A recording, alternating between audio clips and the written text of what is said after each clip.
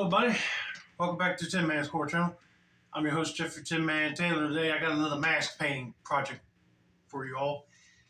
I figured since Christmas is done and over with, and I had another mask laying around waiting to be worked on, I said I might as well go ahead and do it, get it over with. So the mask I'm working on today is one of them Rubies Jason Voorhees hockey masks. And what I did already was I sanded off the red chevrons and I drawed on some new ones. I'm going to be trying to replicate Roy Burns' Imposter Jason Hockey mask for Part 5, Friday the 13th Part 5. And I got some images pulled up of his mask and other people's replicas. So I'm going to start on the chevrons first because I noticed Roy has got a unique looking hockey mask. He actually hand painted it himself, which is cool in my opinion. And instead of red chevrons, he went with blue. And I think in my new marker set, I actually got a color blue that looks sort of close to that baby blue that he's got going down on the cheeks. So I'm going to try that. And if I don't like it, I'll just go in with a darker blue. I'm going to be careful and not try to go over the lines I drew on here.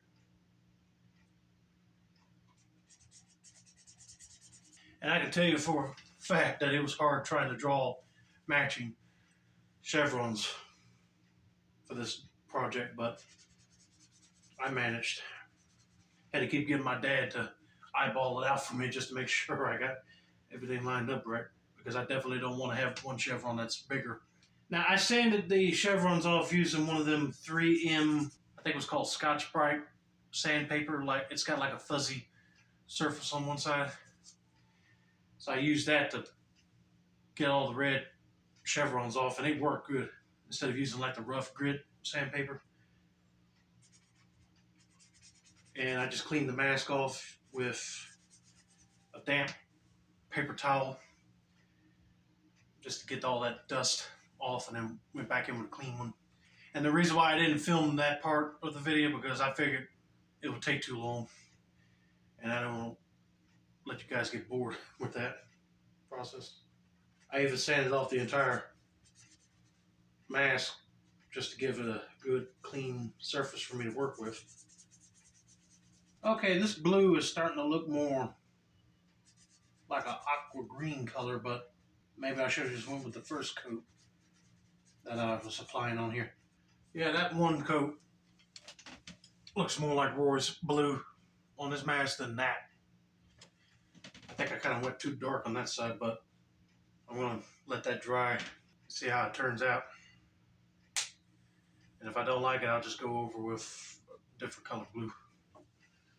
Now, I'm looking at some images online right here, and people are replicating with a white color finish, and some of them got this finish, which is more like an almond brown finish. But it looks like to me that Roy's in the movie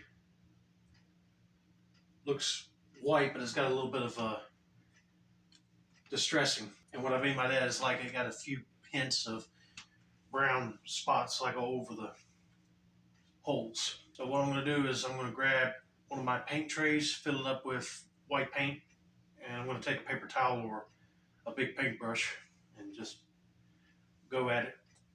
And then once it dries, I'll go in with like a weathering color.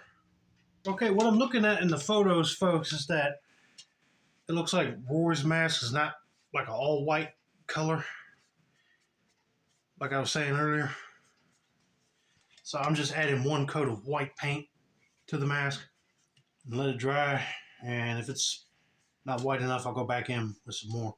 But for now, I just want to get this thing coated without hitting the chevrons, because that would be a mess. And a lot of people are thinking, like, you know, since Roy was obsessed with Jason in Part 5, he actually took the time and painted this mask because he wanted to be somewhat different than him. And I wished all of the copycats did that, because they don't have to be like stuck with one slasher villain's iconic look, you know. They could just make it unique. Just pat it over like that. And plus, the goal here is when it dries, hopefully it'll still have some of the brown that Ruby's put on here still showing through, because I still want this mask to have some antiquing in it. so it's not going to be like a complete white.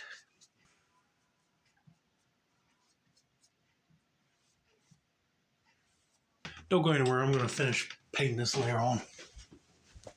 Okay, painting the first layer of white paint is done. Now, as you can see, that light blue I used on that chevron was looking way too green, so I tested the other one with this darker blue, and I think that one looks better. I'm going to use that color on this side as well. But then for weathering, it's already got a few spots of brown showing through. I'm not going to mess with that, but I'm just going to go around the holes with a little brown, maybe marker paint, since I don't feel like pulling out the brown acrylic paint, and just try to make them holes look more roughed up, scuffed up looking. And I think I'll call it quits.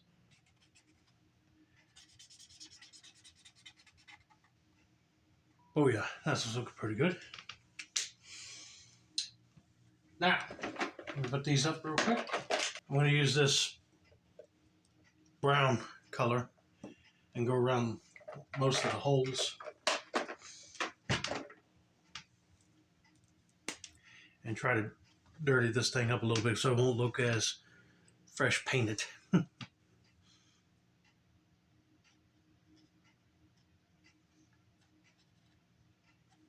Ain't bad.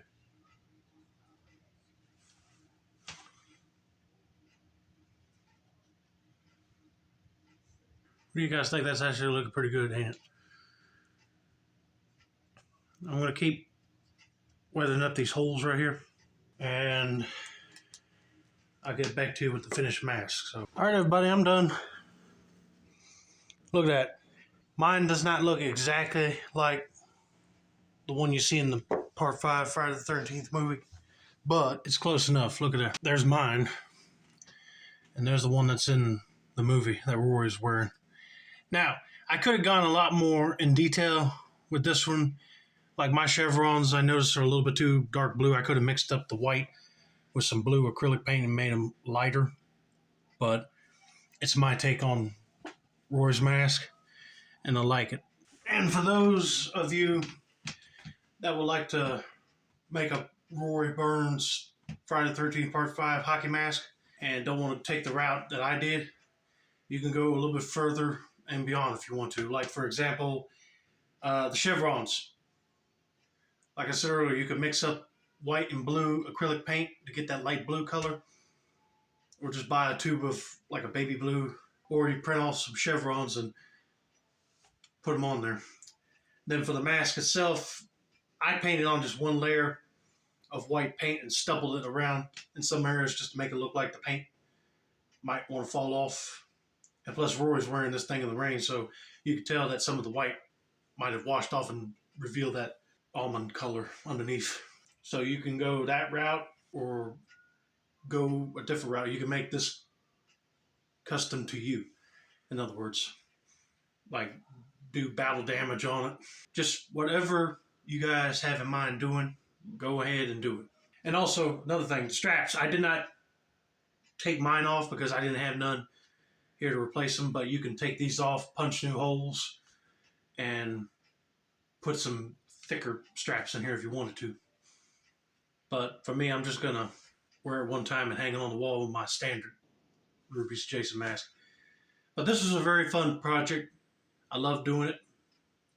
So I hope you guys enjoyed this video. Don't forget to like, subscribe, turn on those post notifications for more mask painting content like this. This has been another successful installment of the Tin Man's Court channel. I'm your host, Jeffrey Tin Man Taylor. I say that's a wrap, and enjoy painting your masks, because this is really a fun project to do. And have a nice day, buddy.